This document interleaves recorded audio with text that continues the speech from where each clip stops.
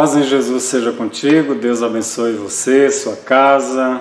É uma grande alegria ter você aqui de volta para nós conversarmos, estudarmos acerca da revista da Escola Bíblica Dominical, que nós temos aí publicado essas aulas semanalmente, e você e eu também temos estudado nas nossas igrejas todos os domingos, graças a Deus por isso. Estamos estudando a revista que traz como título Tempo, Bens e Talentos, sendo mordomo fiel e prudente com as coisas que Deus tem nos dado.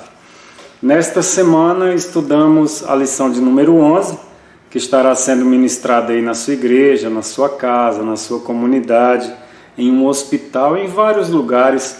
A revista da Escola Bíblica Dominical tem sido estudada, lida, ensinada, e nós ficamos muito felizes por isso, em poder também contribuir de alguma forma aqui com a ministração dessas aulas.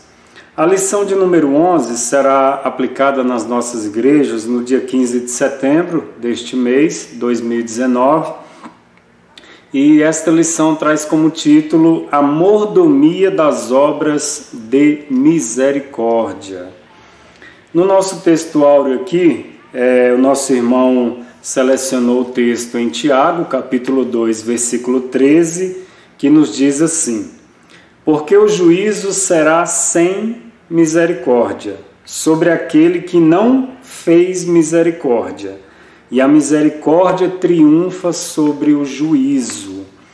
É um texto assim, um tanto complexo, porque ele fala que o juízo será sem misericórdia, mas aquele que não fez misericórdia e a misericórdia triunfa sobre o juízo. Enfim, seria interessante nós termos mais tempo para comentar o texto em si, Tiago capítulo 2, versículo 13, mas vamos seguindo. A nossa verdade prática, que é o texto que vai trazer um resumo, né? Uma frase que aponta para aquele caminho que nosso irmão vai seguir dentro desta lição.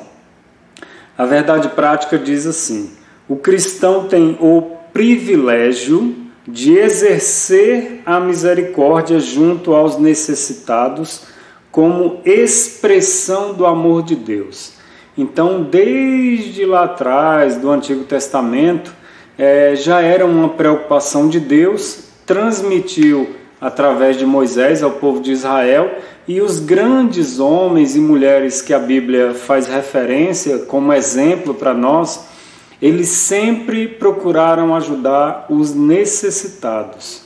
Então a Bíblia sempre vai apontar para esse tipo de comportamento do cristão: ajudar, auxiliar, contribuir, se preocupar, orar, fazer aquilo que está ao nosso alcance para com as pessoas que têm mais necessidades do que a gente, enfim, dentro da nossa comunidade, da nossa sociedade, que é extremamente injusta, né? Isso aí a gente já sabe, enfim. Mas a igreja tem esse papel de socorro.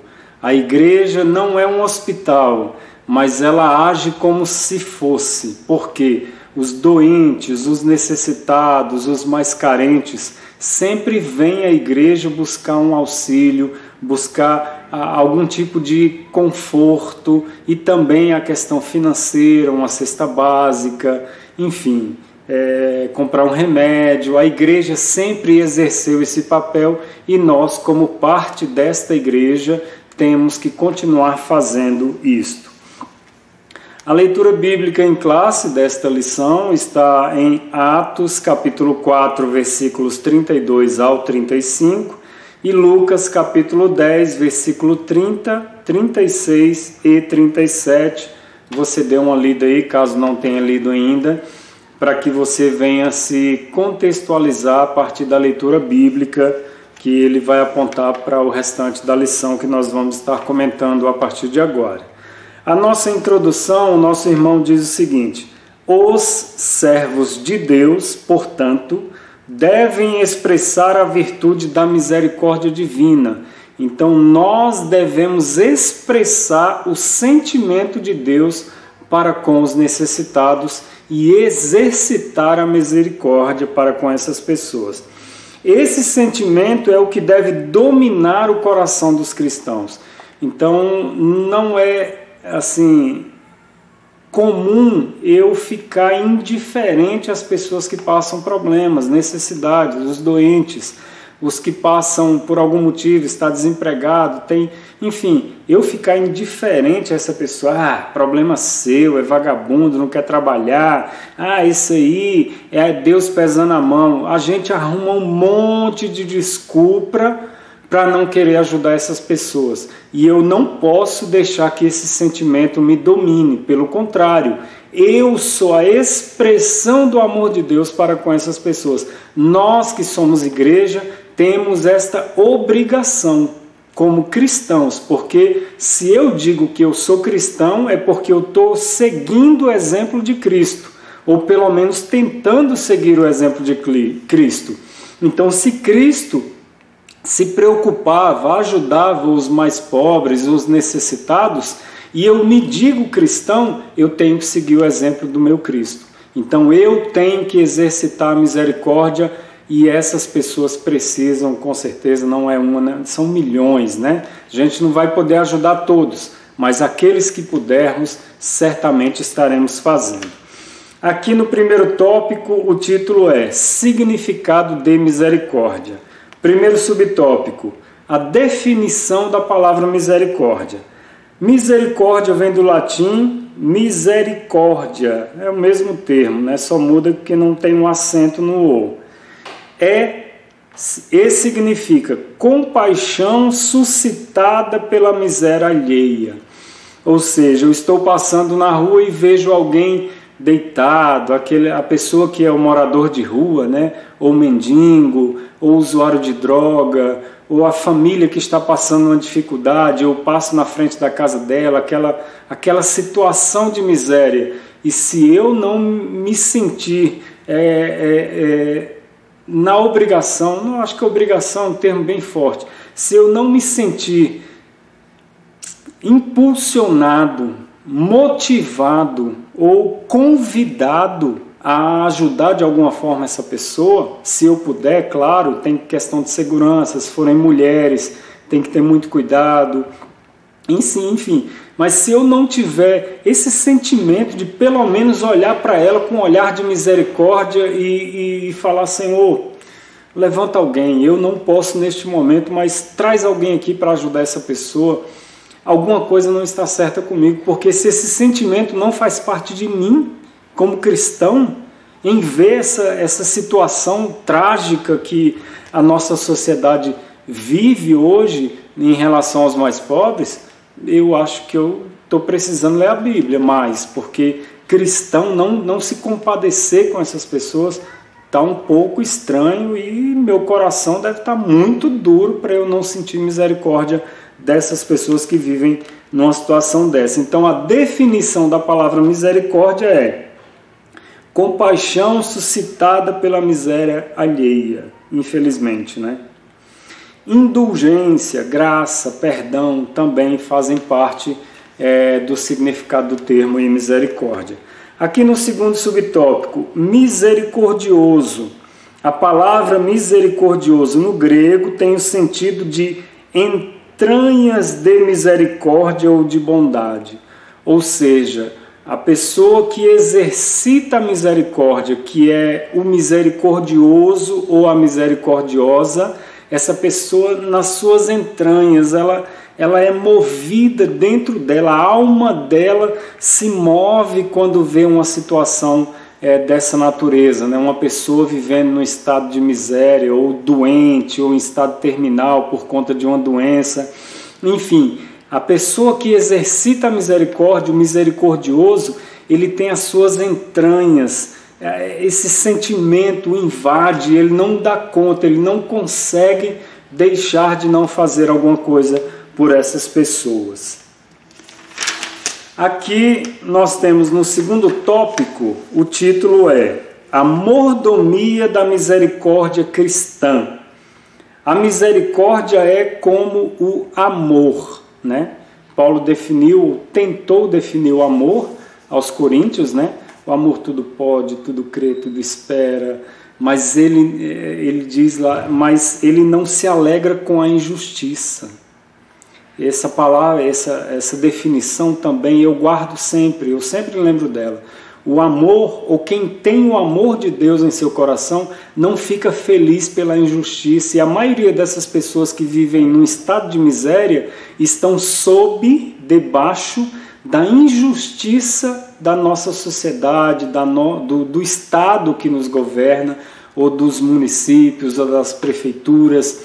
Por quê? Porque não tem uma saúde, não tem segurança, não tem emprego, não tem escola. Falta um pouco tudo, né? Um pouquinho de cada coisa, e ao final das contas essas pessoas, muitas, mas são muitas, milhares de famílias no estado de miséria por conta da injustiça e do desgoverno que nós temos em muitos lugares do nosso país.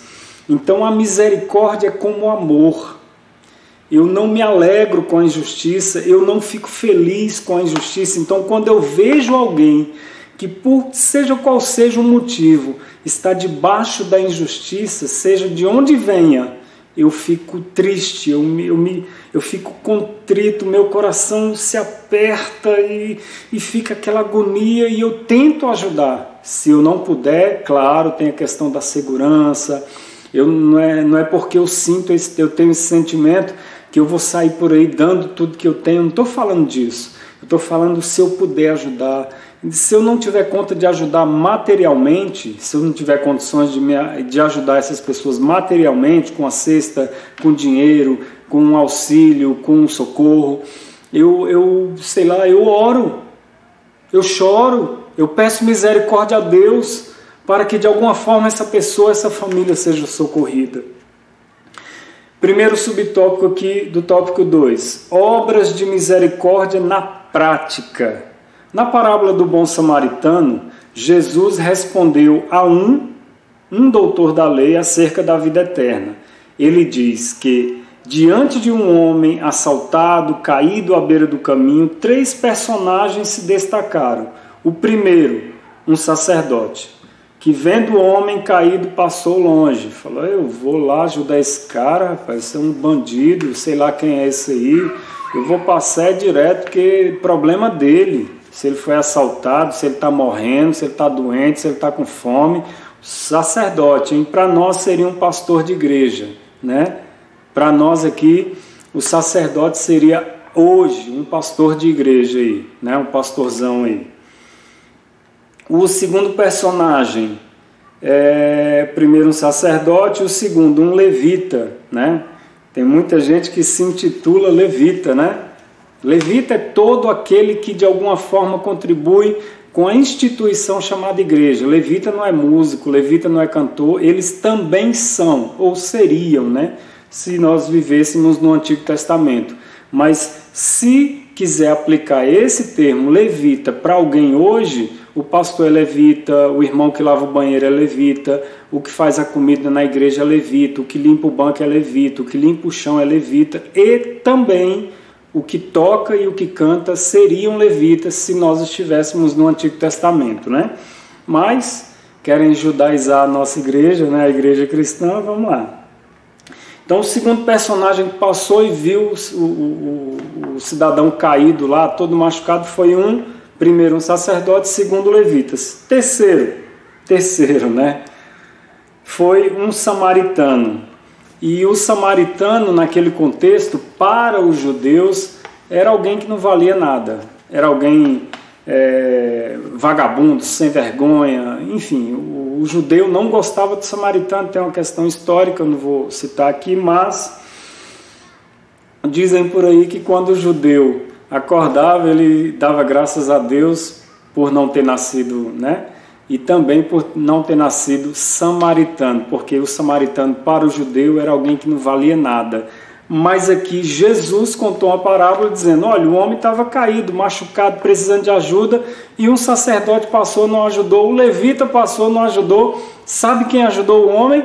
o samaritano que vocês dizem que não vale nada passou lá, pegou o homem, colocou no seu cavalo, levou até uma pousada, né, por assim dizer, e falou, deu dinheiro para o dono da pousada e falou, ó, cuida desse rapaz, tudo que ele precisar está aqui, ó. Vamos dizer que para a nossa realidade hoje, fosse daria uns 10 mil reais, né? Ou deixaria um cartão de crédito lá, falou, tá aqui meu cartão, tá aqui minha senha, tudo que ele precisar você pode comprar, pode dar, pode fazer o que fizer. Eu estou indo numa viagem e quando eu voltar eu passo por aqui. Se faltar ainda meu cartão não der conta de passar aí, eu completo. Fique tranquilo, tá bom? E Jesus contou essa parábola mostrando que o samaritano, que para o judeu não valia nada, foi quem exercitou ali a misericórdia para com aquele homem. Veja a pergunta de Jesus. Qual, pois, destes três te parece que foi o próximo daquele que caiu nas mãos dos salteadores, dos ladrões? O doutor da lei respondeu, o que usou de misericórdia para com ele? Jesus disse, vá e faça a mesma coisa. Vocês não querem ser os mais santos do que todo mundo?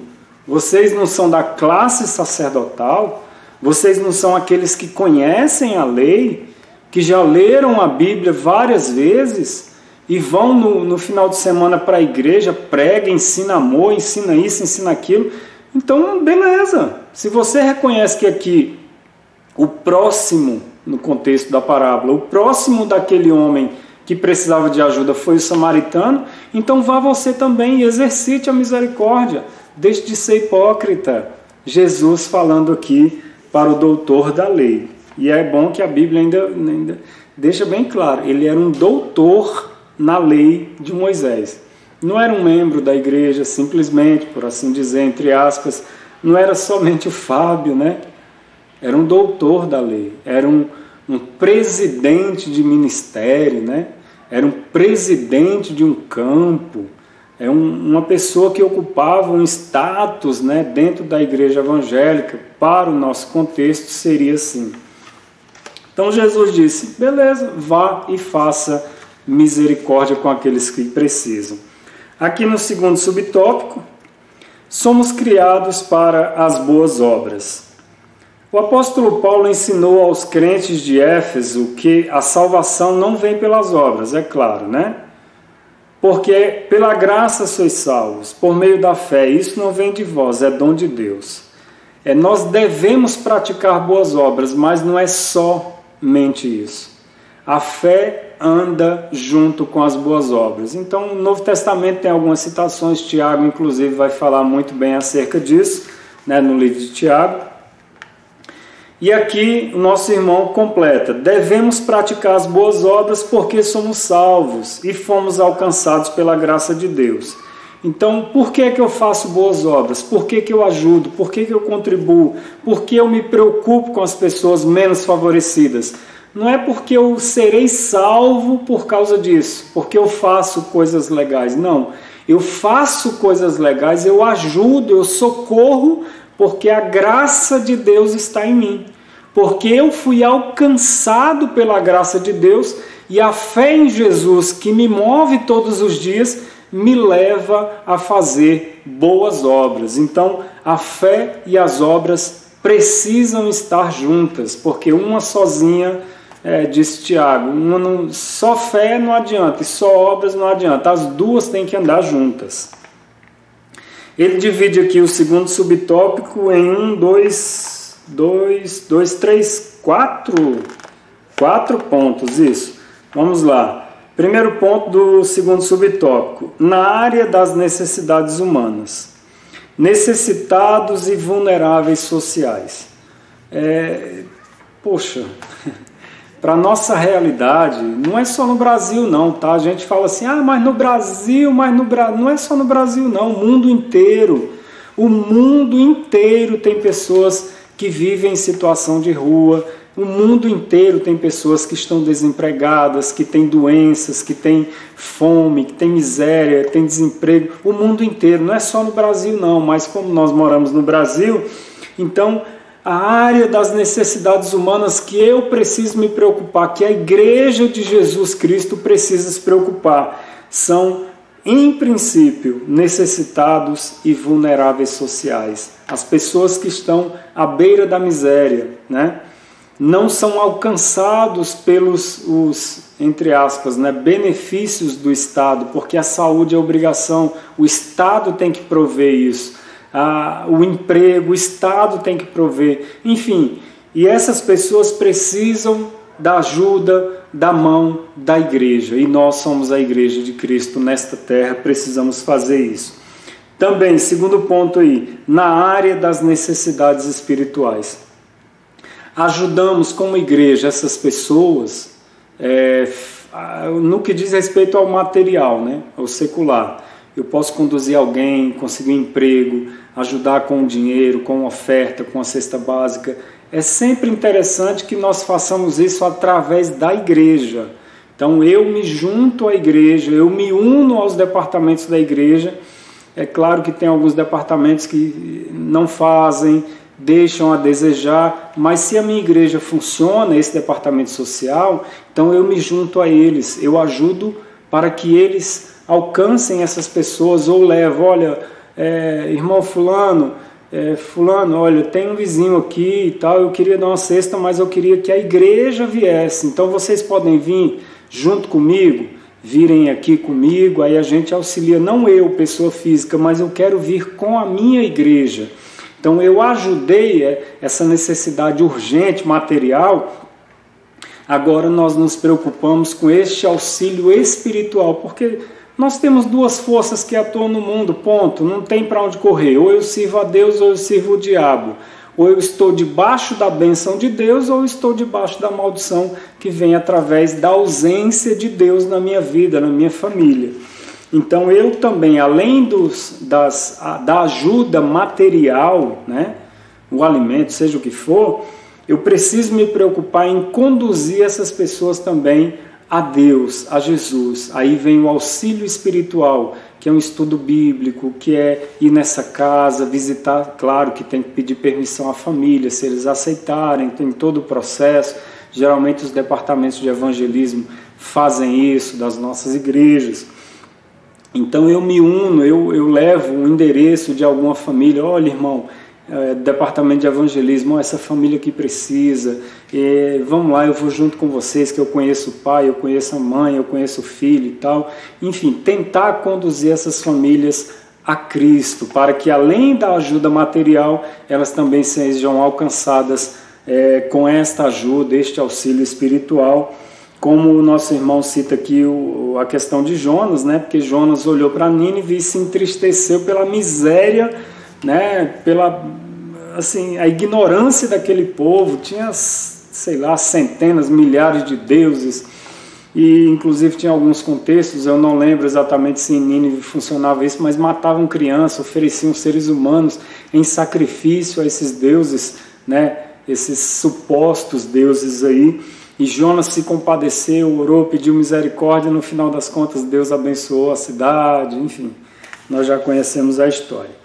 Aqui no terceiro ponto, na área da evangelização e das missões. Então, este comportamento meu é muito clara a necessidade espiritual do mundo. Infelizmente, o investimento na obra missionária ainda é muito pequeno. Então, eu posso ajudar muita gente através dos departamentos da minha igreja, departamento social, departamento de evangelismo.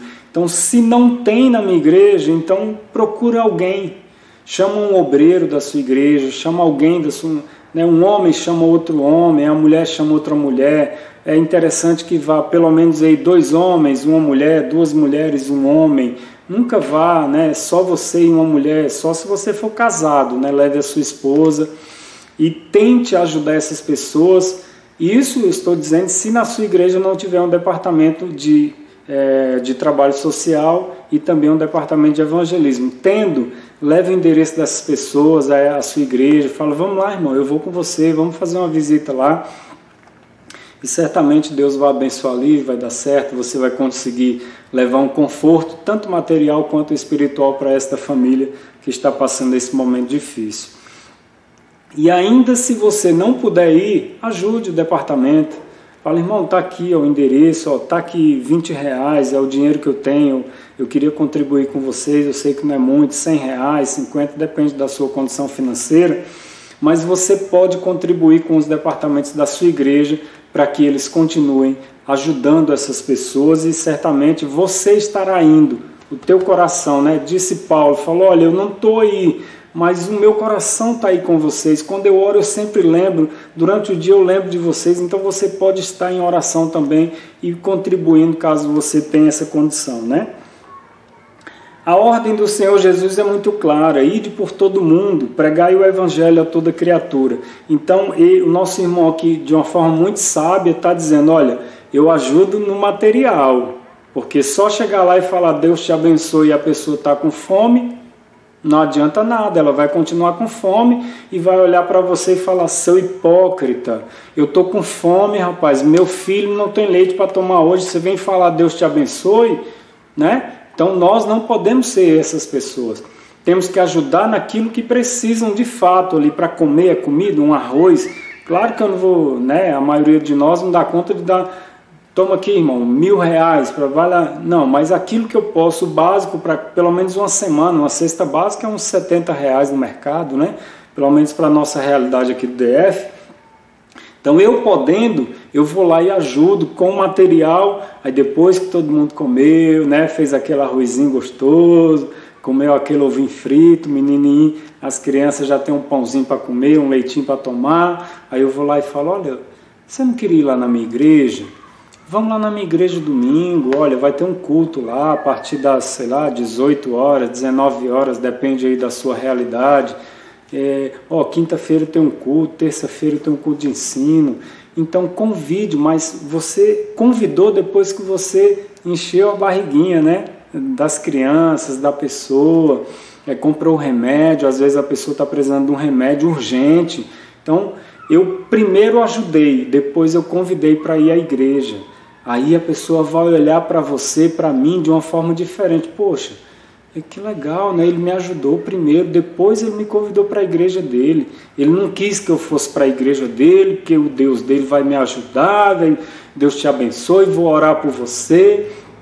Né? Então nós temos que nos adequar a essa realidade. Essa lição veio assim, num momento maravilhoso. Sempre é bom falar sobre isso, porque às vezes nós nos preocupamos muito com a vida espiritual dos outros e esquecemos que as pessoas sentem fome, estão doentes, estão morrendo, precisam de um abraço. Né? O morador de rua que está lá, sei lá, querendo se jogar de cima de uma ponte, de um viaduto, porque ninguém olha para ele, eu chegar lá e dar um abraço naquela... Mas ele fede, água e sabão tira sujeira, né? Depois eu tomo um banho. Essa pessoa precisa da igreja, nós somos a igreja, né? Nós, eu, Fábio, tem que parar de ser hipócrita e querer levar as pessoas para o céu e elas morrendo aqui na miséria na terra. Enfim, vamos juntar as duas forças, que é ajudar na parte material e conduzi-las ao mundo espiritual através de Jesus, que é a porta que nós conhecemos e sabemos que é a única. Aqui no terceiro tópico, o título do terceiro tópico é Cuidados na prática das boas obras. Primeiro subtópico, as boas obras devem glorificar a Deus. Jesus disse, assim resplandeça a vossa luz diante dos homens, para que vejam as vossas boas obras e glorifiquem o vosso Pai que está nos céus. Então, a igreja tem que ser enxergada, não tem como, não tem outro caminho. As pessoas observam. Jesus disse que nós somos luz, né? Luz e sal. Então nós vamos ser vistos porque tem um farol assim, a partir de nós e de lá para cá também, porque as pessoas estão olhando para nós, é como se tivesse um holofote assim, né? sobre a igreja, mostrando aonde a igreja, você é a igreja, né? Então você, eu, então nós andamos e a luz está em cima da gente assim, ó. Tudo que a gente faz, todo mundo está vendo, no trabalho, na escola, na faculdade, na rua, no condomínio, aonde seja, todo mundo está olhando, ele é crente, ela é evangélica. Então, olha lá, ó, ele fez isso, poxa, que legal, ó, ele está fazendo uma coisa, olha o que ela fez, que legal, mas se eu fizer errado também, vai falar, olha lá, por isso que eu não vou para a igreja, esse pessoal aí é mentiroso, é hipócrita, olha lá o que é que ele está fazendo, olha lá o que é que ela está fazendo, olha lá, enfim. Então Jesus disse, assim resplandeça a vossa luz diante dos homens.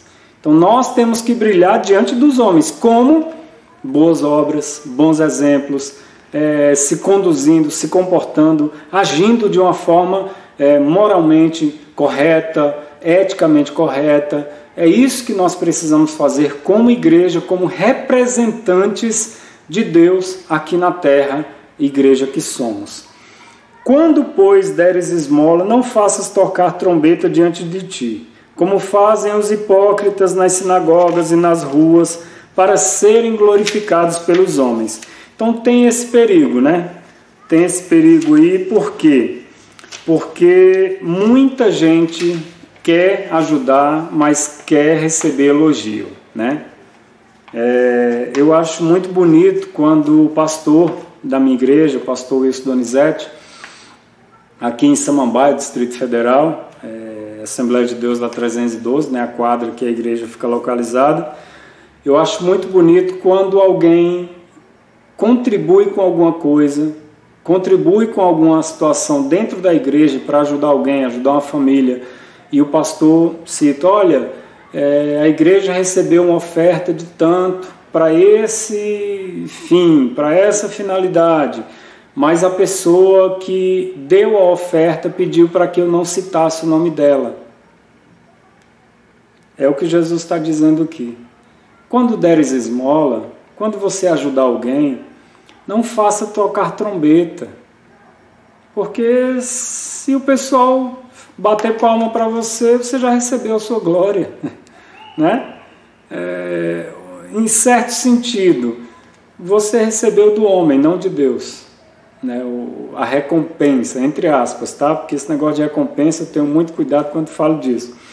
Mas enfim, quando eu ajudo alguém, eu não saio dizendo, ô pessoal, eu dei 10 reais aqui pro rapaz, tá bom? Ô pessoal, eu acabei de comprar uma cesta, eu levei lá na casa da família tal. Até porque a família vai ficar envergonhada, né? Poxa, todo mundo vai ficar sabendo que eu estou passando dificuldade. O rapaz falou, ajudou, mas saiu falando para todo mundo. Então, quando você ajudar, quando eu ajudar, quando a igreja ajudar, não precisa sair falando para os outros, não. O Deus Todo-Poderoso já viu, ponto, acabou. Não precisa mais ninguém ver. Deus viu que a minha intenção foi de misericórdia para com aquela pessoa. Então eu fiz por quê? Não porque eu sou legal, não porque eu sou bonzinho, porque o amor de Deus está no meu coração. Aqui no segundo subtópico, as obras de misericórdia são obras de amor. Elas são parte da prática do amor cristão, que, segundo Jesus, deve ser estendido até mesmo ao inimigo. Então, as obras de misericórdia não é só para eu fazer com as pessoas que são legais. Não, eu vou fazer para fulano porque ele é meu camarada, né? Não, eu vou fazer para aquela família porque o filho deles é meu amigo. Então, eu vou ajudar porque ele é meu amigo mesmo, né? Então, o conselho aqui, inclusive Mateus 5, capítulo 5, versículo 44, ele vai dizer Jesus, né? Não é qualquer um, é Jesus, né? Jesus está dizendo, não sou eu, não é o fulano, não é o ciclano, não, é Jesus dizendo, olha, essas obras de misericórdia têm que ser estendidas também àquele que diz, ou àquele que acha, aquele que pensa que é seu inimigo, aquele que não gosta de você, aquele que fala mal de você. Faça também, use também de misericórdia para com ele, caso ele precise. Por quê? Porque se eu amar só o meu amigo, né? Só o meu camarada, só a minha família, todo mundo faz isso. Qual a diferença da igreja de Cristo? A igreja de Cristo ama quem é amigo e ama quem é inimigo. A igreja de Cristo faz o bem para quem é amigo e faz o bem para quem é inimigo. Jesus ainda disse, né? Se alguém te dá um tapa de um lado, vira o outro. É mais ou menos por aí, né? Esse texto. Olha, não, mas ele me bateu. Tranquilo, Se ele precisar de você, fala, olha, eu não tenho nada contra você, tá? Você me fez o mal, eu já te perdoei e agora eu quero te ajudar, eu quero fazer o bem para você, porque é assim que nós pagamos o mal que é feito a nós. Nós pagamos o mal com o bem, né? Nós pagamos o ódio com o amor, nós pagamos a inimizade com a bondade, com a misericórdia, com a amizade. Eu sou amigo, eu ajudo. É claro que tem as restrições, por quê? Porque eu não vou provocar a pessoa para ela vir e achar que eu estou tirando onda com ela, né, e tal. Então tem pessoas, eu tenho que interpretar o momento para que eu faça de uma forma inteligente, mas eu estou à disposição para ajudar, ponto, né? Se precisar de mim eu estou aqui, é mais ou menos assim, né? Aqui, as obras de misericórdia são de amor, elas são parte da prática de amor, devem ser estendidas também aos seus inimigos. Terceiro subtópico, obras de quem é salvo. Tiago, né? É clássico aqui o livro de Tiago, esse texto. Já lemos aí bastante e, de fato, obra sem fé é morta e fé sem obra é morta. Do mesmo jeito, tem que andar junta. Obra e fé andam junta.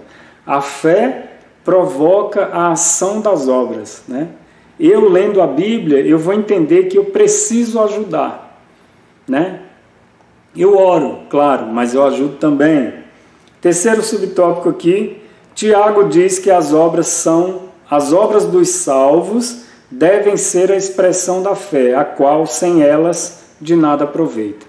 Então, por que eu ajudo? Porque a fé em Jesus, a graça de Jesus está em mim. O amor de Deus me atingiu. Eu fui alvo do amor de Deus e esse amor... Este amor está dentro de mim, me movendo, as minhas entranhas, como foi dito na lição, elas são movidas, me conduzem, né? A eu ajudar, a eu fazer boas obras. Assim também a fé, se não tiver as obras, é morta em si mesmo, né? Tiago 2,17 e 2,14 ao 20, Mateus 5,16. Segundo Tiago, as boas obras é o testemunho da fé perante os homens. Então, a igreja que segue o que Jesus nos aconselhou, ela faz boas obras. A igreja que quer que as pessoas enxerguem ela ou a enxerguem como uma igreja de Cristo, ela está à disposição, ela está predisposta a ajudar. Eu, indivíduo, como igreja, e a igreja como instituição. Precisa ajudar, auxiliar, socorrer, ir atrás, sim, também, buscar, né? Jesus naquela parábola que ele contou, dizendo que o homem fez uma grande festa e tal, e na hora os convidados não apareceram, aí na parábola Jesus contando, o homem olhou para os seus servos e disse, saia pelos becos, saia pelas cracolândias, saia pelas favelas, saia pelas regiões mais pobres e chamem os pobres, chamem os viciados, chamem eles, tragam eles para comerem na minha casa. As pessoas que eu convidei, riconas, né? Pessoas importantes, não me deram valor, não vieram. Então traz esse povo aí, traz esse povo que está passando fome, que está na miséria, mas eles não interessa, traga lá, a casa é minha, eu que paguei, eu que estou bancando. Isso aqui é a festa, quem comprou foi eu, então traz eles lá, traz eles para comer comigo. Jesus contando aí a parábola, e eu penso que é mais ou menos por aí. Temos muitas pessoas que precisam de ajuda. Se quisermos ajudar, não vai faltar gente, porque tem muita família passando dificuldade, inclusive fome, né? Inclusive fome.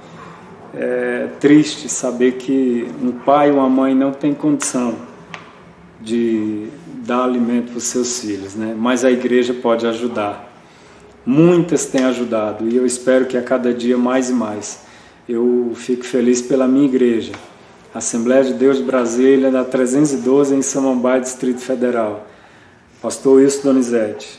E esta igreja ajuda, porque eu vejo, né? Nós vemos. Conclusão: as obras de misericórdia são o testemunho bíblico da nossa fé.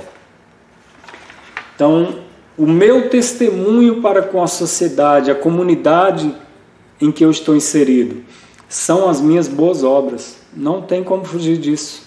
Não tem como fugir disso. Quem é aquela igreja? O que eles fazem? Eles ajudam, eles visitam, eles socorrem os necessitados.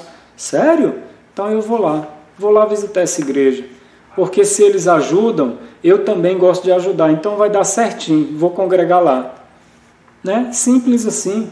As nossas boas obras, as boas obras da igreja são testemunho diante da sociedade, diante da comunidade em que nós estamos inseridos. Então finalizamos aqui a nossa lição de número 11 e muito obrigado por você ter estado aqui comigo. Se inscreve aqui caso você não seja inscrito, deixa o seu like aí, compartilhe esta aula, o link desta aula com os seus amigos, né, a sua família, as pessoas da sua igreja. Continue conosco. Semana que vem estaremos aí publicando a lição de número 12 e ore por mim, ore pela minha família e eu estarei orando por vocês. Deus abençoe, em nome de Jesus. Amém.